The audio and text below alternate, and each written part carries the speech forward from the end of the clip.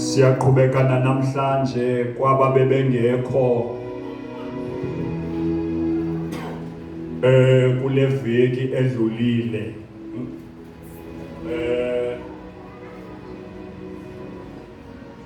kwaba bengekho kule veki edlulile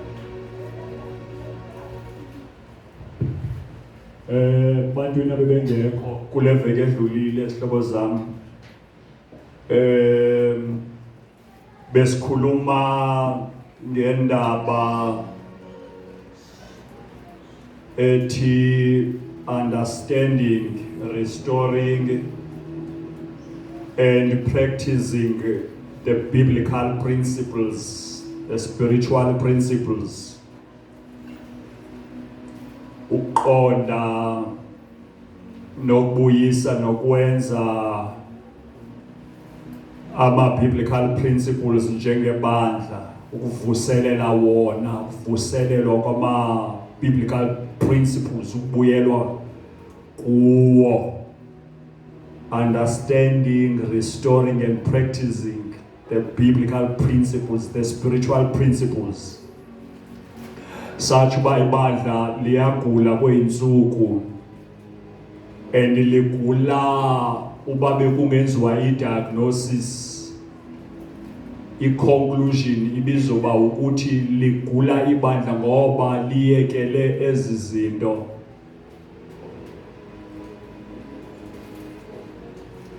Ibandla ligula because liyekele izinto ebekufanele into ba liyazenza eziyimpendulo. uNkulunkulu wemithetho, Thixo wemithetho is a God of laws, he is a God of principles, spiritual principles. And i-laws zakhe, imithetho yakhe nalama principles asoze ijike, imisiwe, i-established. Noba ibandla lingavuka nje bomvu lisabalaze lilwe, noba ibandla lingaziyeka into lizidebesele liziyeka ibandla ezinto on its own risk.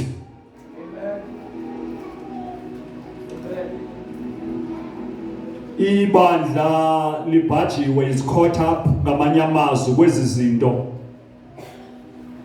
Usathana has whispered, uyasebenza ezindlebeni zabazalwane, has whispered ezindlebeni zabazalwane, waqeda ngabo, uyabavumela ebadedela bahambe abazalwane baye enkonzweni, bageze bebe bahle bahambe baye enkonzweni bayokhonza, kodwa babanjiwe kwezi zinto.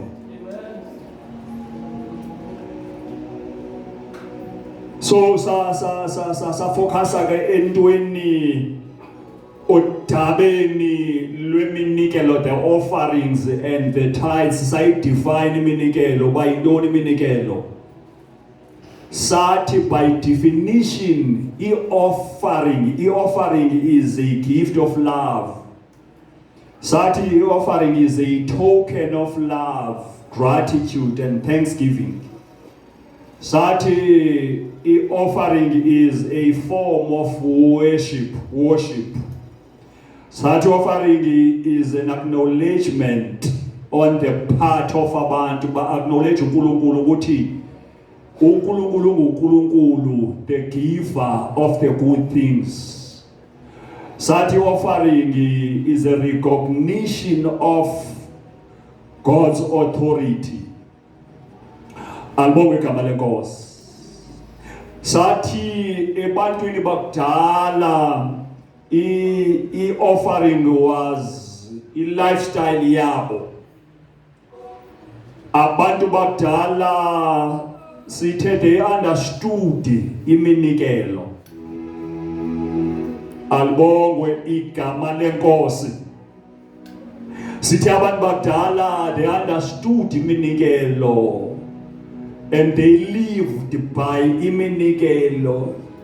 Sathi their lives were offering driven. Their lives were offering orientated. Yayi lifestyle kubo into ye offerings. Abantu bakudala. They understood into by offering is a spiritual principle. Satu Cain no Abel made their offerings in Genesis chapter number 4. Satu Abraham made the offerings in Genesis 22. Satu Gideon made the offerings in Judges chapter number 6. Manoah, Solomon's father, in Judges chapter number 13. And umuzofunda incwadi yokuqala kaSamuel chapter number 2 verses 12 to 13. Offerings was their practice. It was a practice kubo kwakuyinhlala isenzeka. Uma bebecabanga ukwenza into abantu bakudala, i-offering kubo yayinto yokuqala. Bebezothi bring umnikelo, an offering for lonto. Bebesazi into yoba izinto zabo ziriliswa emnikelweni. And umufunda incwadi ye-Numbers ne-Leviticus ithetha ngeminikelo. Ize ithi bekukhona even iminikelo ibibizwa ngoba zi-daily offering. Iminikelo besenziwa daily offerings. Bekukhona Sabbath offerings. Bekukhona ama-monthly offerings.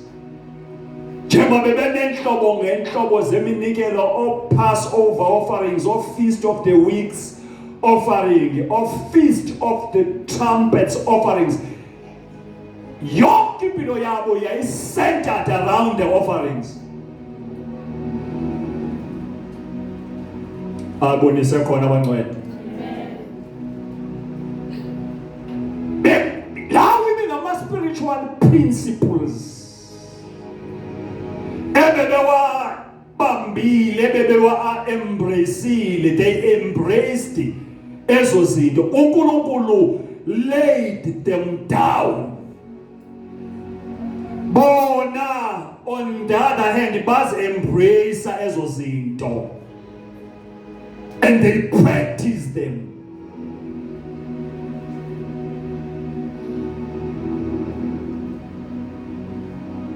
Bekungumkhuba kuba bekuyi lifestyle, bekuyinhlala yenzeka, the practice ukunikela kubo. Sacho ukuba njengoba bebenikela, they were giving their offerings willingly, freely, wholeheartedly, generously, and according to their ability.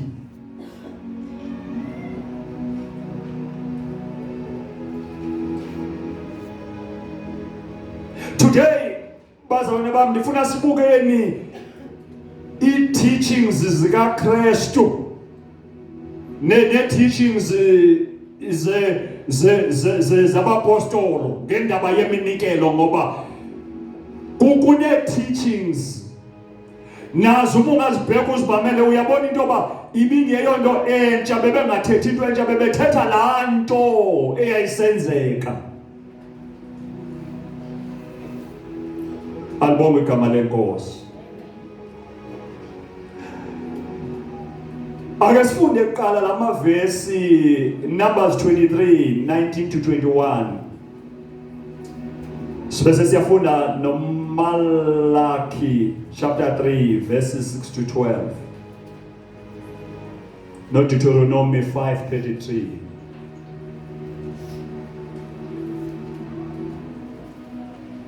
Ngizogwethe banjalo semhlabeni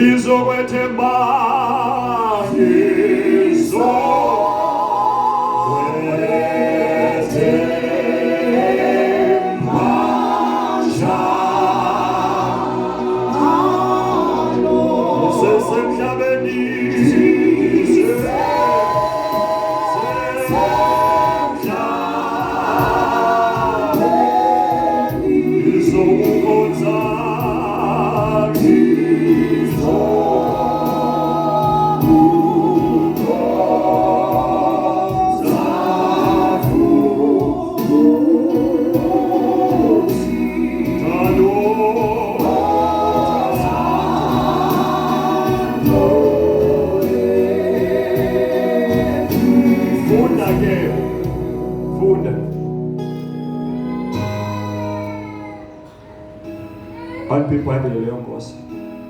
Chapter 23 verse.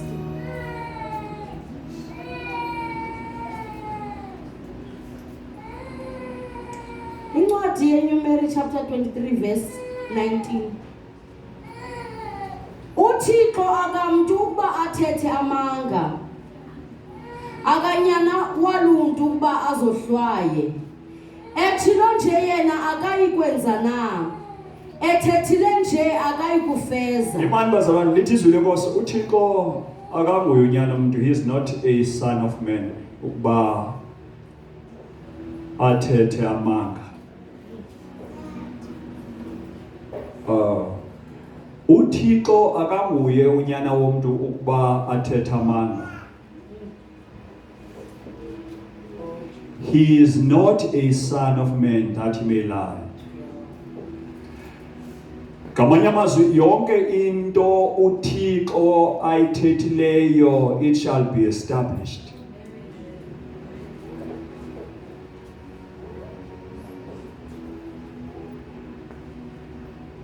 Ngamanye amazwi, yonke into ayimisileyo, it shall stand. Ngamanye amazwi, anything ekhulunywe nguNkulunkulu shall be like just as uNkulunkulu has said it. Ngoba akanguye unyana womuntu, a son of man, ngamanye amazwi, may lie.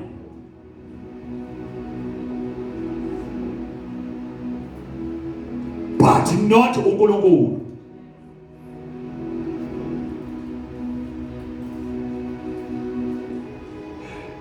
Kule ndawo lithi izwi lenkosi, konke akuthile uNkulunkulu kuyoba njalo, Oh madodana. Bekumele intoba we are flourishing.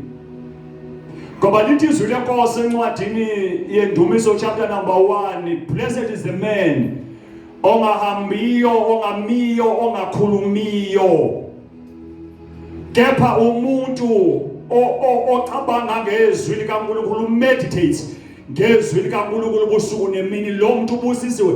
Liqhubeke libe sesithi he is just like a tree, umthi otyaliwe ngasemijelweni yemanzi. Liqhubeke libe sesithi yonke into ayenzayo uyaphumelela. Lizwi lenkosi elo litsho.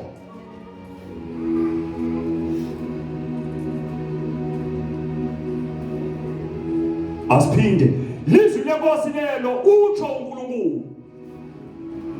Bekumele intoba we are prospering, njengo Isaac elithi iBhayibhile, in that year, ngalonyaka, he planted, he sowed a seed, and he brought home the harvest 100-fold. Oh God. Kabezela lantu nyalithu. Akanguyunyana womuntu kubaxoke, yes. Ethilo nje yena akayikukwenza na. Ethethile nje akayikufeza na. Oh my daughter, yes. Yabona yamkele ukusikelela. Usikelele ke andikukuyisela. Akaboni kuchinga bukaya. Okay. Amba uyofunda uMalaki. Deuteronomy 5 la ku 33 yona ifundeka ngohlobo. 32 nize nigcine ukuba nenze njengoko uYehova uThixo wenu waniwisela umthetho. Ningatyekeli ekunene nasekhohlo. In other words, not to turn to left, not to turn to right. Hambani ngendlela zonke awaniwisela umthetho ngazo uYehova uThixo wenu ukuze niphile, so that you may live, ukuze niphile, right? Ukuze niphile kulunge kuni, that it be well with you. Yolulwe nemihla yakho emhlabeni. Awufuneke ngale ke kuMalaki. Malaki chapter 3 verse 6. Mna ndingundikhoyo ongajikajikiyo. Ke nina nzala kaYakobi anikathabalelani kwaphela. Ukusukela kwimihla yoyihlo nityeshele imimiselo yam anayigcina. Ngoko ke undikhoyo onamandla onke uthi buyelani kum nam ndobuyela kuni. Okay, yeah. Qhubeka. Niyabuza ke nisithi masibuyele kuwe njani na? Umuntu angamkhatha na uThixo? Kanti nina niyandikhatha. Nobuza ke nithi sikukhatha kanjani na? Kaloku nindenzela ubuqhophololo kwizishumi nakwiminikelo. Xa ninonke ke isizwe sonke niqalekisiwe kuba niyandikhatha. Izishumi ziziseni ziphele endlwini enguvimbo wam, ukuze kubekho ukutya endlwini yam. Khani ndivavanye kulo mbandela, utsho undikhoyo namandla onke. Nibona ukuba andikuwavula na amasango ezulu ndinithulelele intsikelelo. Nditsho nangaphezu kokufuna kwenu. Izwi lenkosi lebangcwele bazothi amen. So siyaqhubeka abangcwele bami, ndithe ezi zinto spiritual principles.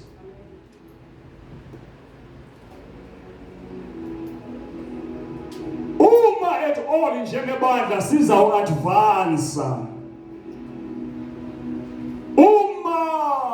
Njengebandla siza uprogressa. Uma njengebandla siza upossessa. Siflarishe. Iyakwenzeka lonto only on condition bangcwele bam siyabuyela kuma biblical and ama spiritual principles.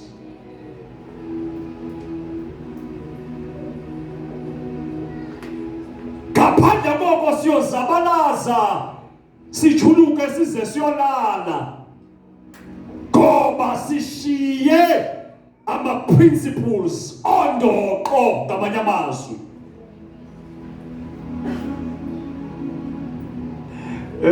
Bazalwane.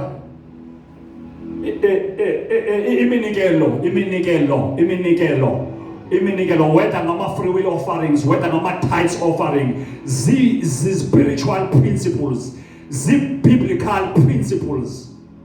Can you mean uJesu usetempileni uhleli phansi. Uyabheka kuyanikelwa in the house of the Lord. Abantu baletha iminikelo. kube khona anotice a poor woman phakathi kwabo. Uma sebeqedile ukunikela ukhuluma nabafundi bakhe uthi kubo nimbonile lo wesifazana ohluphekile. Bathi bona yebo simbonile. Uthi lo wesifazane onoqaphela unikele lo wesifazane ngaphezulu kwabantu bonke la ebebenikele. Ngesikhathi akhuluma lonto uJesu uthetha ngomuntu onikele only 2 coppers. Bebesibizwa ngoba zi-copper coins. Unikele only 2 copper coins. Ingqungqula abantu abaziwayo bezenye iminikelo emikhulu. Uthi uYesu ngoyena umuntu lo nikele kwaba bantu bonke lo. Ngoba unikele ngokuncane out of okuncane ebenako. Oh.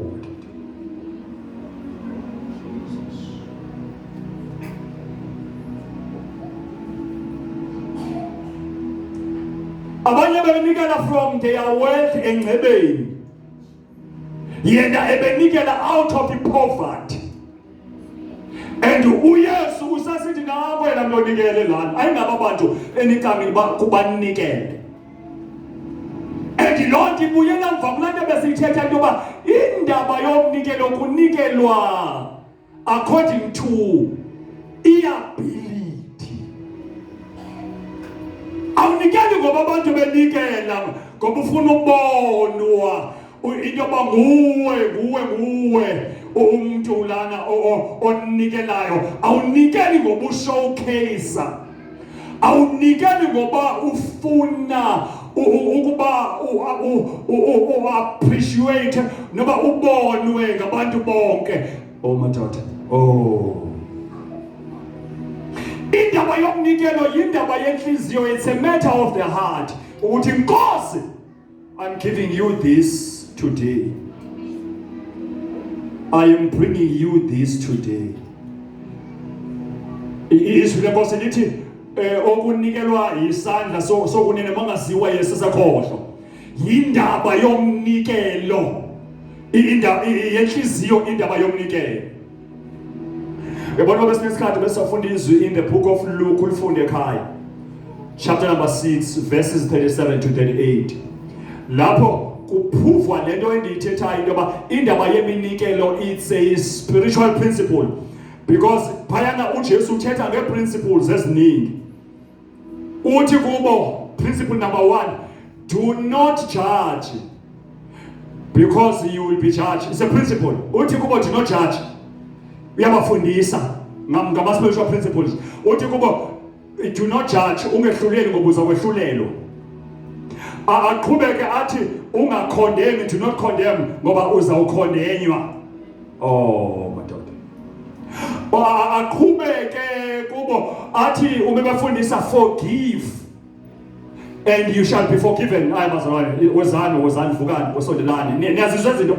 Do not judge because you will be judged. Do not condemn because you will be condemned. Forgive and you will be forgiven. Kama principles lawo. Umesaqhubeka besabheke lonto beminandelwe lonto uyaphenduka uJesu uthi kubo give. Sesifundile nizwile into yoba kumele ningahlulelani, ningajaji, ningakhondemi, kodwa yona enye into yofuze niyenze makholwa ononikela give and it shall be given back to you. Principle le asihambe mnyalito masiyapha siyofunda ezinto kwenze baba ngathi wathetha into funda thatha imic. Ngoko ke yibani nenceba njengoko naye uyihlo enenceba. Musani ukugweba naye ningasayi kugwetywa. Yes. Musani ukusingela phansi. Condemnation. Naye ningasayi kusingelwa phansi. Khululani naniya kukhulula. Bazalwane khanime man. Bazalwane imfundiso le teaching le. Singahlala la imini yonke sikhulume ngezi zinto kuthethwa ngazo apha. Ngoba sibuye kwathina sibe ne challenge ne problem ne spirit so se judgment sibe too judgmental and izwi lithi do not judge ubedluleli lithi ungakondemi yabona iwestern i-condemnation is not for us, it's for God. Kulahla abantu. Condemnation into lahla abantu umbheke umuntu uthi hayi yabona ubani akhonde ngamsiza soza ngincedakale lona. That's condemnation. Uma uzothi ubani is a lost soul akhokhonto, there is no akukhonde ngamnceda remedy akhonde ngamsiza lonto yi-condemnation. Kakhondem umuntu ngoba umbona ngathi lo muntu ayikho into engavela kuye ngoba uNkulunkulu usengamlanda la muntu usengamsindisa la muntu. So let izwi lenkosi kule ndawo, do not judge, do not condemn, and yes qhubeka. Iphani Give. Niyakuphiwa nani umlinganiselo omhle ohlohliweyo qhubeka. Ohlunguzelweyo Shaken. Alalayo Overflowing. Niyakuphiwa esondweni lengubo yenu. Yeah. Kuba umlinganiselo enilinganisela ngawo. The measure in which you give, Niyakulinganiselwa kwangawo nani. the same measure will be given back to you. Yebazalwane isezwini indaba ye giving, indaba ye offering. It says, and when it comes to this one, uJesu akajaha. You will notice ngapha ngasehla uthe umekhuluma nabo, do not judge, you will not be judged, do not condemn, you will not be condemned. What forgive, you will be forgiven. But when it comes kule ndaba ye giving, uya expand, uya elaborate, uthatha ixesha. Ukhuluma into eziningi, uthi wononikela kuze kuzonikelwa kuni. Uthi uma sekunikelwa kuni khona into ezakwenzeka. Uthi pressed down, shaken. Uthi it shall be given back to you, overflowing. Sifuna overflowing. But we're failing with spiritual principles. And we're praying, Lord, I pray, oh Lord, I declare overflowing. I pray for abundance. I pray. But what about spiritual principles? What you give, and according to the measure that you give him with, ngalomlinganiso lonikela ngayo, uthi kuyobuyiselwa kuwe.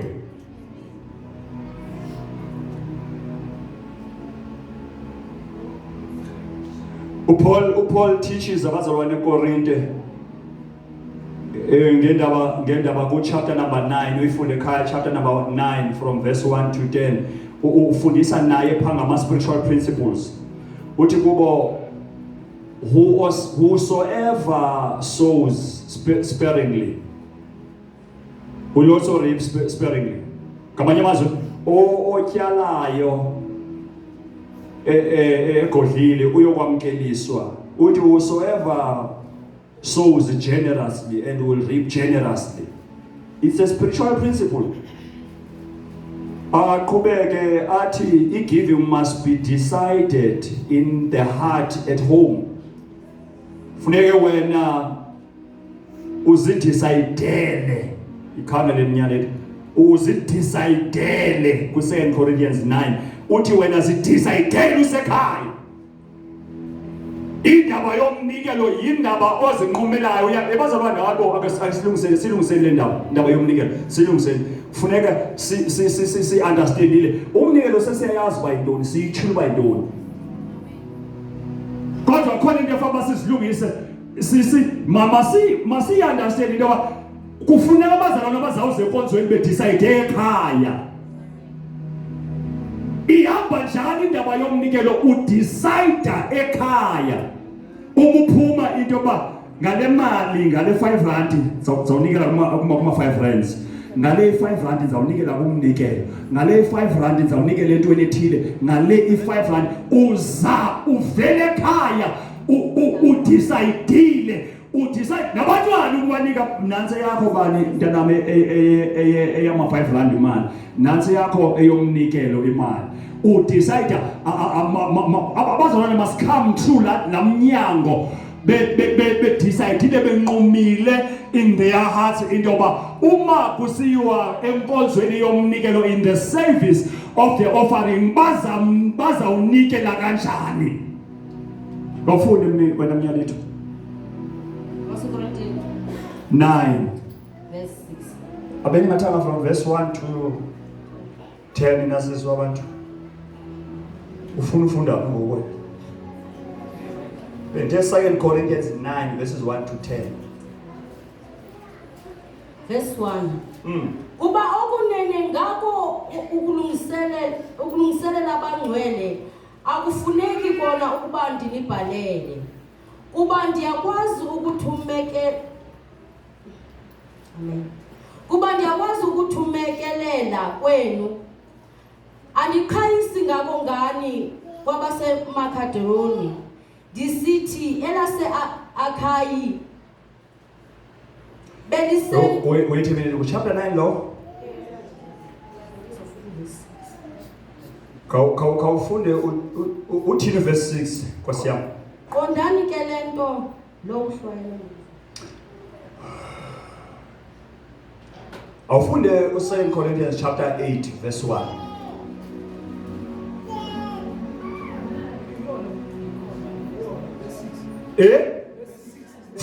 funda beqhubeka madoda okay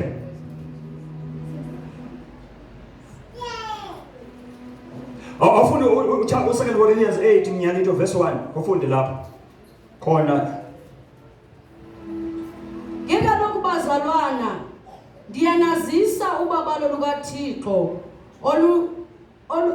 oluhlakaziweyo phakathi kwamabandla akwalaseMakedoni okukuba ekucikwedweni kwawo okukhulu imbandezelo kuthe ukuphuphuma kovuyo lwalo nobuhlwempu bawo obendeleyo kwaphuphumela ekutyebiseni ukunyanisa kwawo qhubeka ngokuba ndiyangqina ukuba bathe ngokwamandla abo ewe nangaphezu kwamandla banikela ngokuqhutywa zinhliziyo yona leyo besikhunga besibongoza kakhulu ukuba silwamkele ubabalo olo ubudlelane ke obo bokulungiselela abangcwele verse 7 ke kwanje ngoko niphuphuma into zonke ukholo nokuthetha nokwazi nokunyameka konke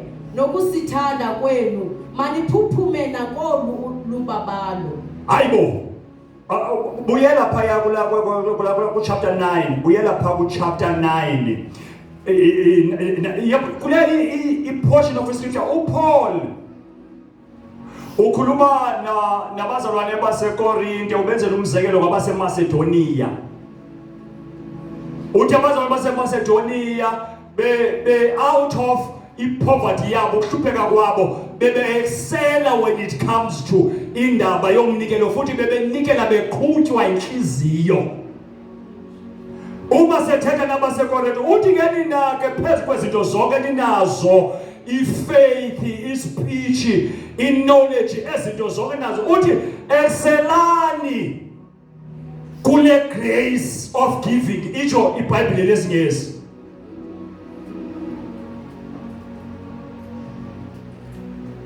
inkosi ungayisincede emaphola phakhe indaba siyi-understand indaba ukuthi indaba yomnikelo it's a grace.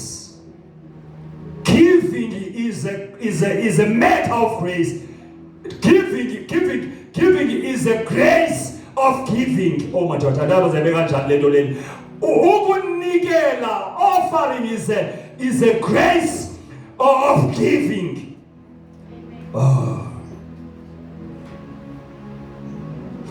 Siyosizakala mhlazane sayipasa le party sayimastera sayi-understanda sayenza wholeheartedly and willingly buyela pha ku-9 chapter 9 verses 1 to 10 okanye qala kule ndawo kusithi uverse 6 verse 6. Qondani ke lento lo uhlwayela ngokuvimba wovuna kwangokuvimba. Yes. Nalo uhlwayela ngesisa wovuna kwangesisa. Elowo makanike njengoko agqibe ngako enhlizweni. Hayibo, elowo makanikele ngale ndlela agqibe ngayo enhlizweni yakhe. Oh. Makungabi kokuphuma kabuhlungu. Ebazalwane, umnikelo mawungaphumi kabuhlungu. Nikona. Makungabi kokuphuma kabuhlungu, umnikelo mawungaphumi kabuhlungu. Lithi iBhayibheli masinikele ngaloko esigqibe ngako ezinhlizweni. Noba ungafika enkonzweni ibizwe iminikelo uma uze ekhaya udecide ukunikela ngaloko odecide ngayo nikela kona freely and generously and leave it there. Ithi mangabe yes qhubeka. Elowo makanike njengoko agqibe ngako enhlizweni. Makungabi kokuphuma kabuhlungu. Nangokunyanzelwa elesingesi lithi it must be decided in the heart and not reluctantly and not under compulsion. Hayi ngokunyanzelwa umnikelo abazali babanganikelwa ngoba benyanzelwa. Qhubeka. Kuba uThixo uthanda umphi ochwayitileyo. A cheerful giver. uNkulunkulu njengoba esibuka uma it comes to indaba yeminikelo lithi uNkulunkulu uthanda umphi ophaye echwayitile, a cheerful giver. Uma unikela noba intoni onikela ngayo, nobunikela ngezingubo zokugqoka, nobunikela ngokudla, nobunikela ngemali, uNkulunkulu uyabheka ukuthi unikela cheerfully na.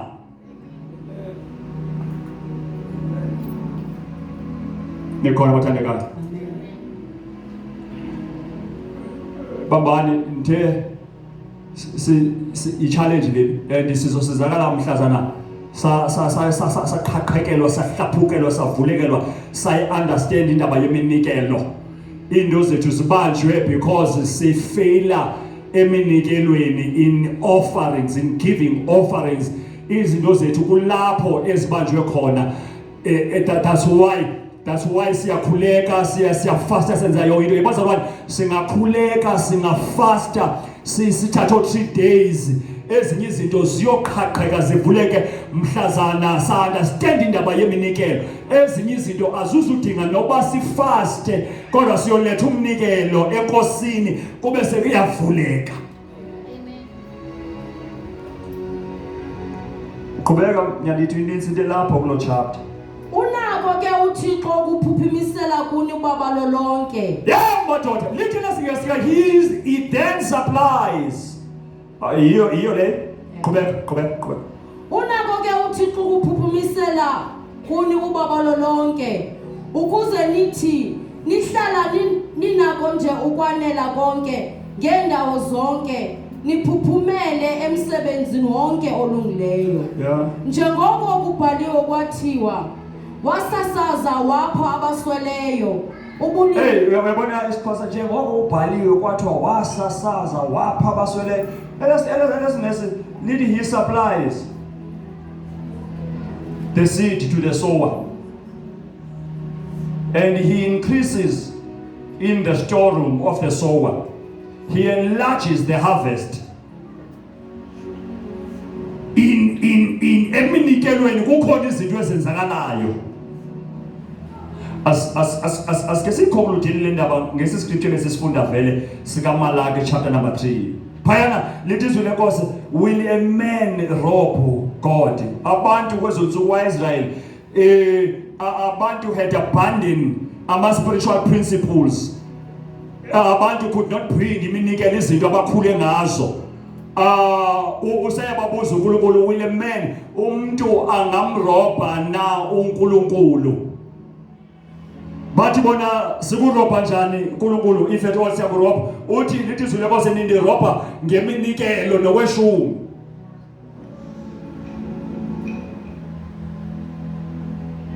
Oh God. lithi izwi lenkosi nindrobha ngokweminikelo nawokweshumi. And ngokwenza lonto nonke nisisizwe lithi izwi lenkosi you are cursed. Umuntu ngamanye amazwi umuntu ongakhuphi okweshumi ngoba okweshumi is not for us, is not for you, is for uNkulunkulu. Mabelani bazalwane. Okweshumi isishumi is not for you. Ishumi is for God, belongs to uNkulunkulu. Nikon. Ishumi belongs to uNkulunkulu. When you keep isishumi, you keeping into eyacursed. Ingakho ilizwi lisithi bring, return to God that belongs to God. Usale nokubelonga kuwe.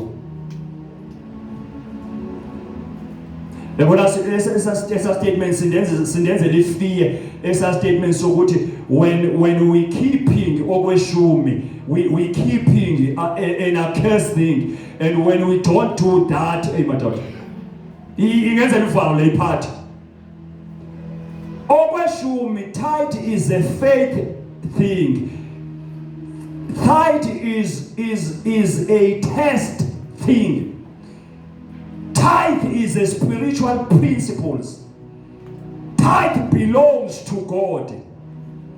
uNkulunkulu kuloko ngoba wongalikhohlwa izwi lenkosi elithi encwadini kaDeuteronomy uNkulunkulu okunikeza amandla wokuba uvuke ukwazi ukusebenza.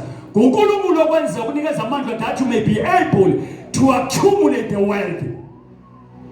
Ingakho lisithi izwi lenkosi and mamelani bazalwane, indaba ye-tithing ayondaba yabantu abasebenzayo, indaba yomuntu wonke osinsiweyo. Indaba ye-tithing indaba yomuntu wonke osinsiweyo, akunakuthi ngumntwana. Kuloko ophiwe kona ungasebenzi, kuloko ophiwe kona ungasebenzi, kuloko ophiwe kona uhlala phansi ubheke ubese usithi first ngikhipha okaNkulunkulu kuphiwe wena ungasebenzi. Egrantini khupha isishumi gogo senkosi, egrantini uzobusiswa nguThixo, uThixo azomultiplya lokhu okusaleyo okuselele wena. Khupha ishumi. Andisebenzi mina, bayayazi lonto leyo, andizukhupha isishumi mina, andisebenzi, sendiphila mina ngoRamaphosa, sendiphila ngomaphosa mina. Kula mali yeshumi zifundise, kula mali yegrant zifundise ukhupha imali yeshumi. Omnye umfundisi wakhuluma into engiqedana namhlanje mntakadladla okwehlekisa. Uthi iproblem yeshumi lena, xa ungakhuphi ishumi uNkulunkulu uvele athi aba bantwana bakho bathathu enze ngathi ngabantwana bayi-15, bangathi bavuthulule yonke into, baphukuka amakhwenkwe atye achithe kuvele kuvuthuluke yonke into phela. Uthi xa ukhupha ishumi bathi abantwana bakho beyi-7 ube ngathi ngumntwana oyi-1, badla bayahlutha okokoko, kuyasala yonke into.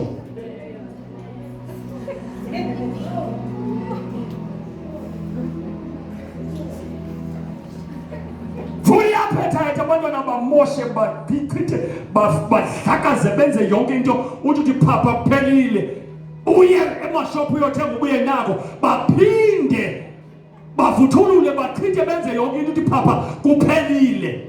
Uyoze uzifundise ukhupha ishumi, uzobona into yokuba uNkulunkulu uyamultiplya, causes increase. Bazalwane, inkosi mayisize, masibuyele kuma-spiritual principles. Angeke kulunge singathi asiprogress isimendaweni singabhandiniye siyeke ama-spiritual principles. Into zethu zibanjiwe because siyeke ama-spiritual principles. Hayi bazalwane bami, sisizeni phendukani bazalwane bami. phendukani khuphani okweshumi ngoba okweshumi ayiko kwakho kwekwenkosi zenzele ifavor wena awenzeli uThixo uma ukhupha ishumi umuntu wenkosi usinika uThixo awenzeli uThixo ifavor zenzela wena ifavor maphola phaki phendukani bazobuyelani phendukani nizosebenza kanzima phendukani buyelani bazalwane khuphani isishumi khuphani izishumi nizikhuphe ishumi niyakhonza niyabuseka kumnandi niyahlabelela niyaprofetha nenza yonke into ningena emoyeni hey what about ama spiritual principles bazalwane nizongena emoyeni yonke lemihla kunihlabelele kube mnandi kube njena kodwa izinto zenu onobheka izinto zenu zawuhlala zibotshiwe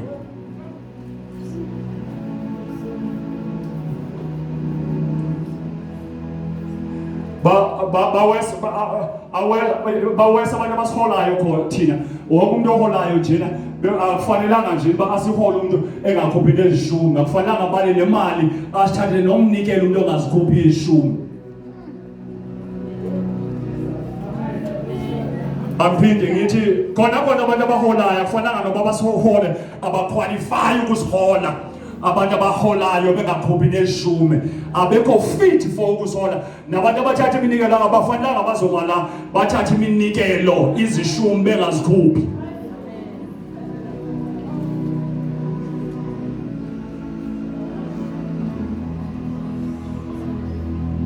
yasinceda lento isasebenza yasinceda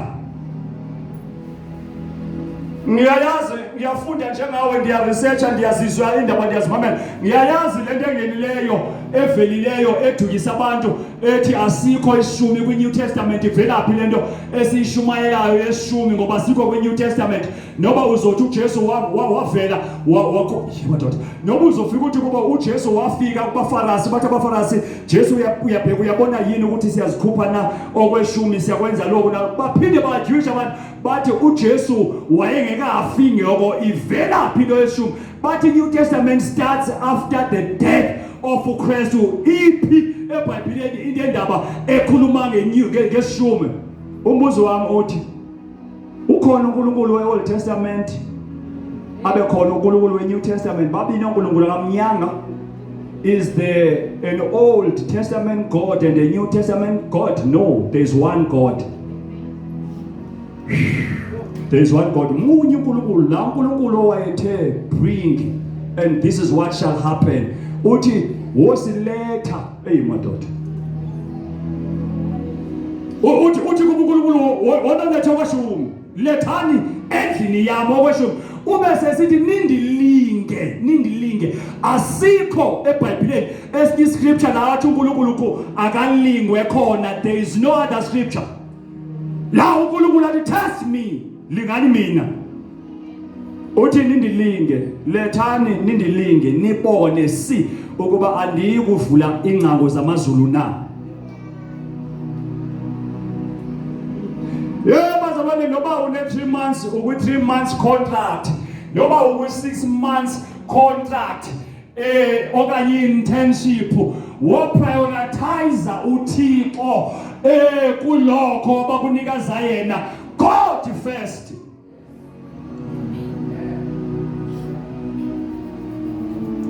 That's why abanye abazalwane bafumana over 3 months no 6 months contract uthola ukuthi asarenew abanye bafumana ama internship 12 months after 12 months I renew kuthathwa abantu ebesebenza nabo and excella working hard angathathwa after lo 12 months kuthathwa abanye abantu ebesebenza nabo la angathathwa yena kanti ummisishe indaba yokusecure umsebenzi ngokuba akhuphe anike uNkulunkulu what belongs to uNkulunkulu. Hayi sihlobo zami, hayi sisizini. Sisizini sihlobo zami. Hayi sisizini. Inkosi masincede masibuyeleni emaqinisweni makwenziweni ilizwi asisindiswe bazalwane sisindiswe ngendlela nje yeBhayibheli sisindiswe siphume lobala sisindiswe ngendlela yeBhayibheli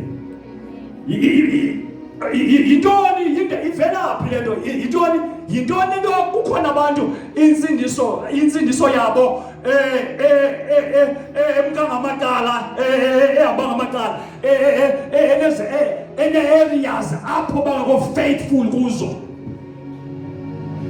sindiswa ube faithful ezintweni zonke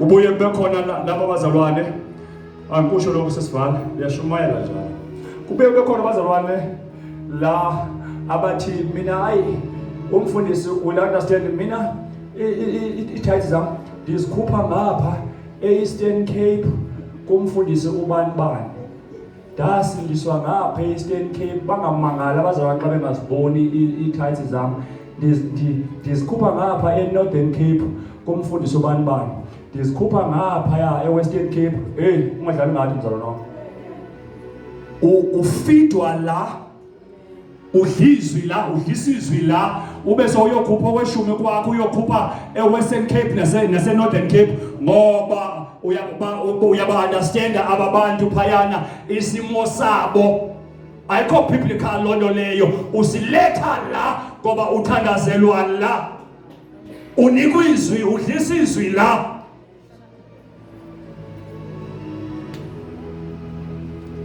hayi bazalwane wami sisizini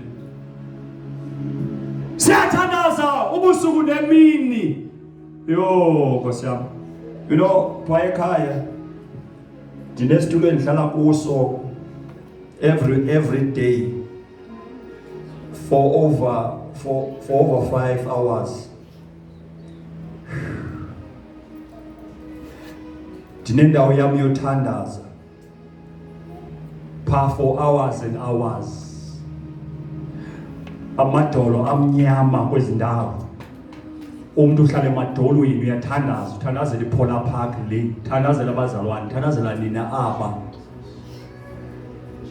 ngithandazela elibandla nabanye benu bayathandaza nani yathandaza sithandazela elibandla iprogress isuccess ukuba bakhululeka abantu baprosper abantu but I realize into ba umthandazo yethu ayizuya ndawo uma ngaba abantu beshiya ama biblical principles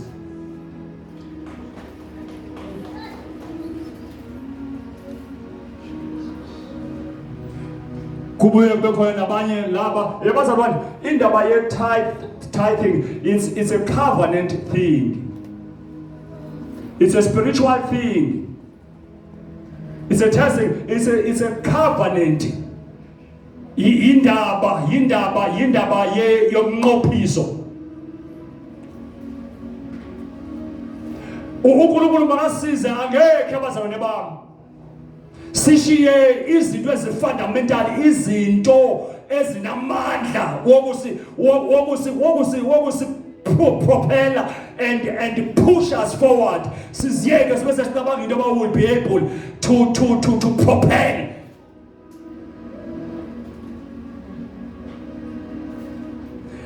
sidle nembewu sidle nokukaNkulunkulu uNkulunkulu makasize into ba we take a turn and repent singasaqhubeka sidle nokaNkulunkulu sinabazalwane abadlala nokaNkulunkulu sinabadlalwane abadlala umholiswano ke ndatsho ngenye imini noNkulunkulu bayamnika this week this month bangamniki baphinde bayomnika emva kwe5 months bangamnika uNkulunkulu bayaholisana noNkulunkulu nakulo holiswana abawenzayo badlala noNkulunkulu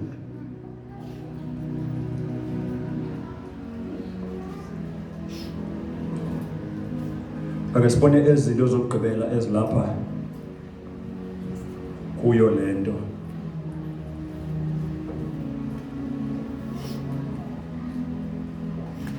today ngiyaqeda ngale into ngeke ngiphile sabuyela kuyo uThixo who touches inhliziyo zabantu will touch inhliziyo zabantu who are willing to do it they will do and prosper abangafuna ukuyenza bayoyeka and remain the same.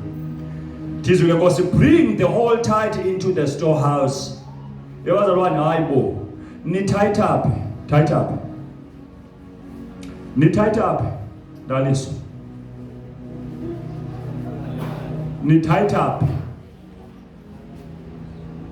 Ni tithe up. Nizikhupha up njengoba izwi lenkosi lithi lethani okoshumi kwenu. Ni tithe up inosi. Ni tithe up. Nyalito. Ni tithe up. Ni tithe up nomntu. Ni tithe up. Ngoba nansi incwadi yeshumi, there is no reflection yamagama wenu. Ni tithe up. Ni tithe up ngoba nansi incwadi yeshumi akho reflection yamagama yenu. Ngihlala phansi ngithatha incwadi njonge incwadi zenkonzo. Amagama wenu awaveli. Ni tithe up.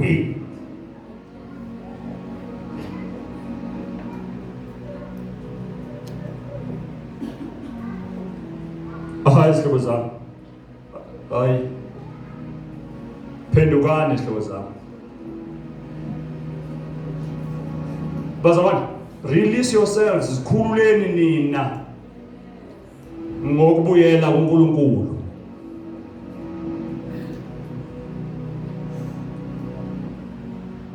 Bring the whole tithe into the storehouse, that there may be food in my house. Mhlawumbe omnye yabuza into yoba ezishumi empeleni kwenzeka ntoni ngazo. Yabazalwane, izishumi ezi nizikhiphayo neminikelo yenza ama-project enkonzo onke ama-project enkonzo enziwa out of ezinto, and above all izishumi ezi zisiwa e-ofisini ye-Regional Council RCC ye-Eastern Reef yonke.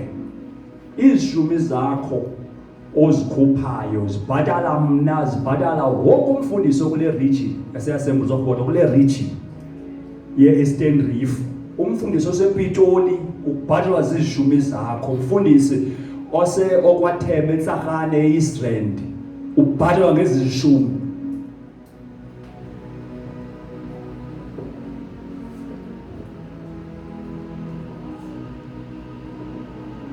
And for that matter, abanye befundisi kwabefundisi esithi niyababhatala, after all they are even underpaid.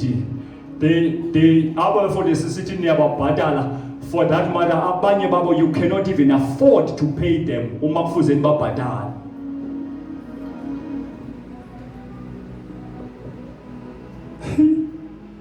Angisho bona liqiniso lelo. Abefundisi abaninzi lana abayanga bangenanga ensimini ngoba bebengenama imisebenzi. Abangenanga ensimini ngoba bengaqualify. Abefundisi abaninzi laba bizwe uNkulunkulu bashiya imisebenzi bebequalify, bashiya konke badela konke. Bebona impilo yabo isengcupheni yokufa. Ngoba umuntu obizwa uNkulunkulu orefusayo ukwenza umsebenzi kaNkulunkulu ambizile kuyo, omunye ulahlekelwa impilo yakhe, omunye ulahlekelwa ngumndeni, ulahlekelwa into yonke.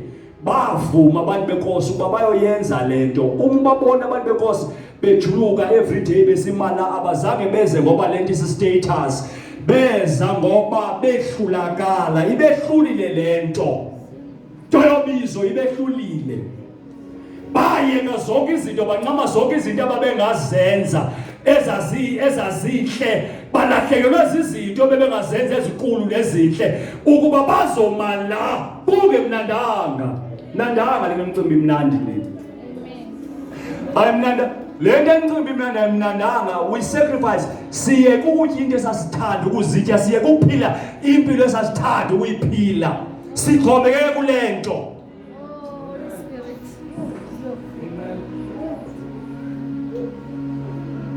Ubabanye behamba bebheka ama-holidayini, beflya besiya endaweni ezikude, asiyi ngoba sashiya indawo esasiphila kuzo ezazesinceda, saresigna, sayiyeka imisebenzi. Oh madoda, ayimnandanga into siyenzayo apha. Siyayenza ngoba sivumile, siyayenza ngoba ukhona owasiphushela kuyo, siyayenza Siyenza ngoba uma sasingayenzanga besiyofa abanye bethu. Uma besingayenzanga besiyofelwa ngabantwana. Uma besingayenzanga besiyofelwa yimizi. Siyayenza lento. Oh my God, Siyayenza lento. And uyozwi experience abanye la bangachati nochati uyozuthathe kumfundisi. Abanye benu basawuze bachatile kumfundisi, abanye benu abantwana benu basezawubizwa ngalendlela nathi sabizwa ngayo.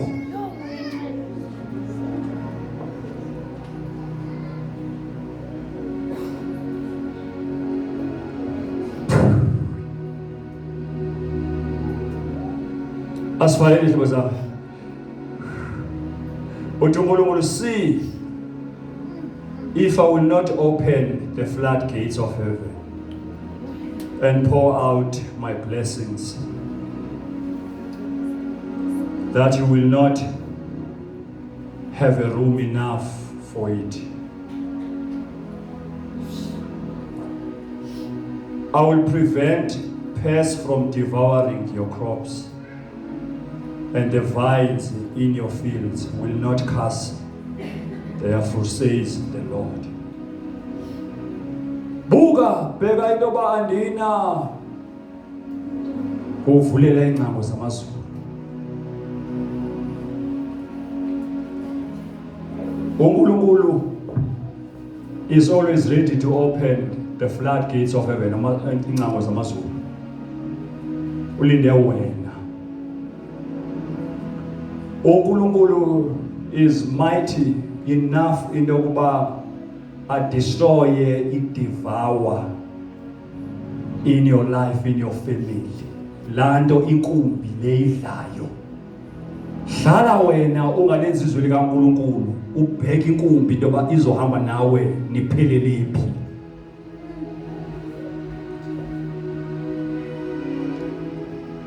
That's why uyasebenza inyanga iphela ungenayo imali. Yethu uyasebenza. Uyahola iphela imali ungenayo. Yethu uyahola. And until ukhulu ufikelele kule level, uThixo abanye bethu wasifundisa kabuhlungu. You know uNkulunkulu uyakwazi ukuyithatha imali yakhe. Uma sowukhulile uzoyinotice lona, uyakwazi ukuyithatha imali yakho uNkulunkulu ebefuze uyilethile kuye, wayiletha azithathele. Oh, wanindivanga. Ndithi mina uyakwazi ukuzithathela uThixo imali yakhe nomnta. Uma bekufanele umnikeze uNkulunkulu 500 rand awamnika, uyakwazi ukuzithathela xa ithanda. Lapho uyigcinile khona uzakwenza lento aveze into uNkulunkulu avele isisehlo. Umuhamba ngemoto uNkulunkulu avele abulala iwindscreen ezakhosa i1.2 bekumele umnike yona enze nje indlela ngoba kufi windscreen uyayikhipha kabuhlungu. Oh Jesus. Saxolisa moyingcwele. Avele avulise abantwana agulisa umntana isiwingi akunyanzela uthi kuba usumntana lo ogulayo kwa doctor. La mali ufama umnike yona uyoyinika udoctor. Uyayithatha xa ethanda uThixo imali yakhe ngendlela yakhe.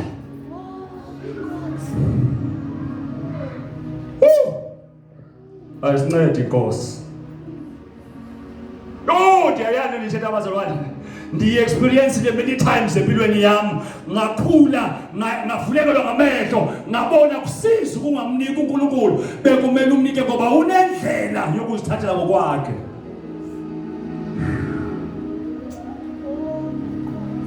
Bhekela umnike kunoba zithathele.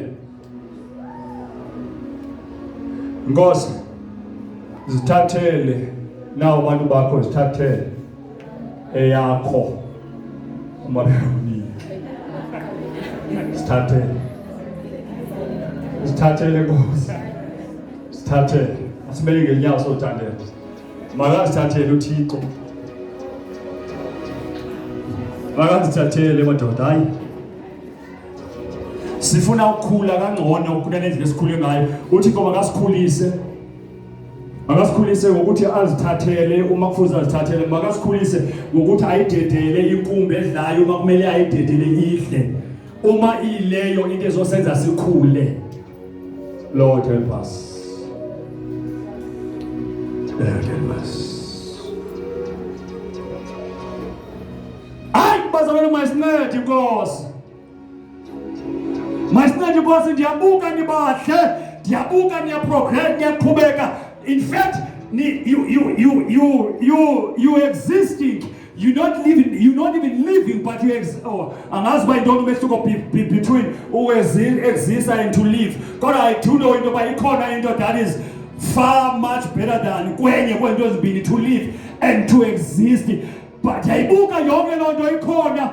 God, I should let Dolina. Oh, ufela asifeli ukwehluleka sihluleki ekwenzeni izimiselo zikaNkulunkulu nezinto ebefoma siyazenza silibandla likaNkulunkulu. And in person into abazalwane bami, you come here in the morning, you are beautiful as you are, you are glorious as you are when you are failing to do ama principles kaNkulunkulu. Uma nibahle ninjena bekuya bangakanani ngoba beniyexcella nakuyo le grace of giving. Bekuyoba kuhle kangakanani. Bekuya bakuhle kangakanani uma beniyexcella nakuyo le grace of giving.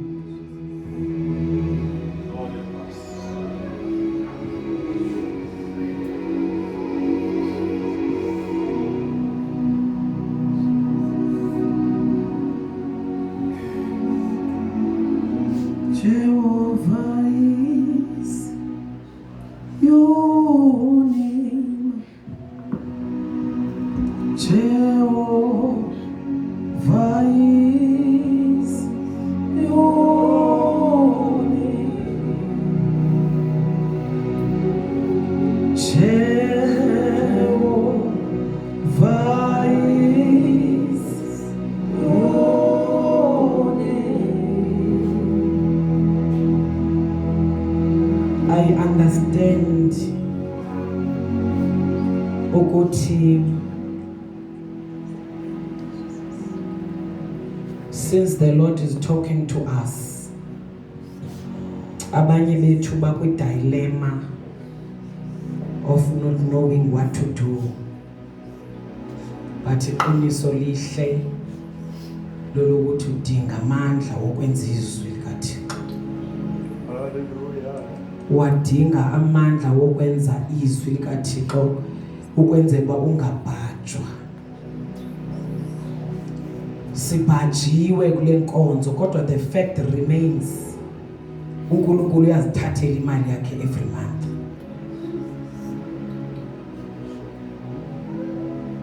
Sengathi uNkulunkulu ngayinceda impilo yethu namhlanje eMaphula Park because we want to be fruitful in the land. And the only reason that we are not is because sibhajwe kuma principles. Ndizocela ukuthi ibandla lonke liphakamise izandla ukwenza basizokwenza umthandazo we-repentance. If you feel ukuthi you want to come and kneel in on the altar, it's up to you. Angeke sibambe umuntu. But if you don't feel like doing that, we are going to pray. Khona uThixo sezulwini onenceba zonke. Khona uThixo onobubele. Mhlambi we need to correct nale abantu abanikelayo acabanga ukuthi umnikelo nezishumi intweni. It's not the same thing. Izishumi zihamba indawo yazo, umnikelo uhamba indawo yazo. Ungabhajwa umsathana uthi uyanikela kanti awukhuphi izishumi. Oh Nkosi, wena uyakwazi uyinqanda inkumbi edlayo. Akusena nkumbi eyakudla ngoba simile phambi koThixo sikhoma izandla zethu sithi have mercy on us, oh Lord God Almighty.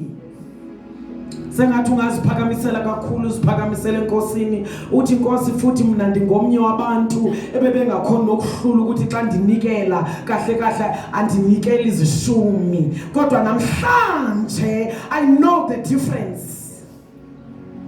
Manda yabashatha kapote yatashiyata. Moya Ngcwele nali bandla lakho.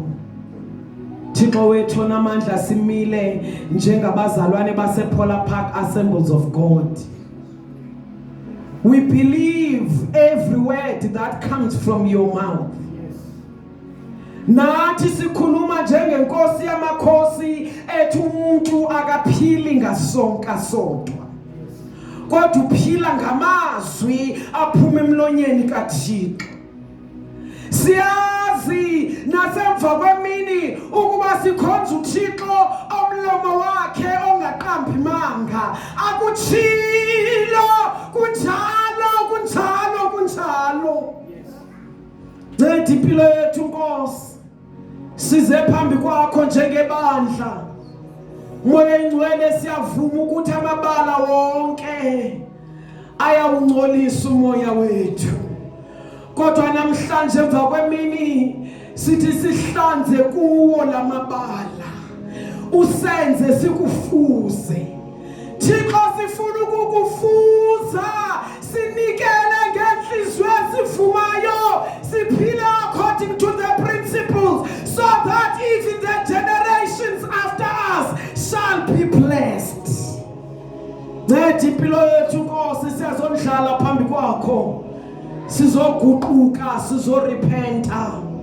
Bawo namandla senzele inceba, unguThixo inceba yakhe engasozi phele. Namhlanje siphakamise izandla kuwe, asiziphakamiseli bantwini ngoba unguThixo nenceba.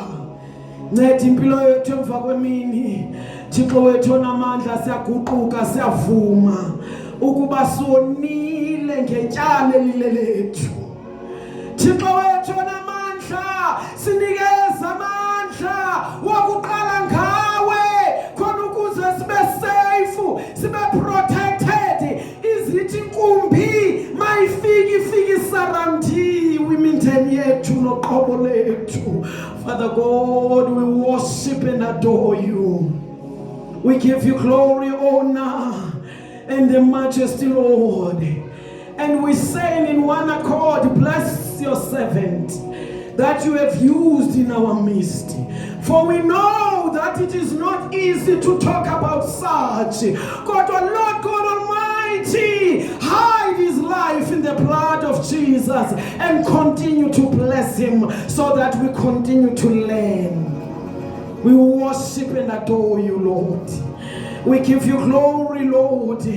Lukufanele udumo namhlanje emva kwemini siphakamise iziphumiso ezibheke ezulwini, sithi yamkela indumiso yethu, yamkela indumiso yethu, uziyofikelela kwi-altar yethu sikona ukukhipha umnikelo sijabulile. Father, we know that you are God that is full of love and compassion. Have mercy on us in the name of Jesus. Ake simqabele izandla kuNkulunkulu. Awushayele izandla kuNkulunkulu. Shayele izandla kuNkulunkulu. Shayele izandla kuNkulunkulu.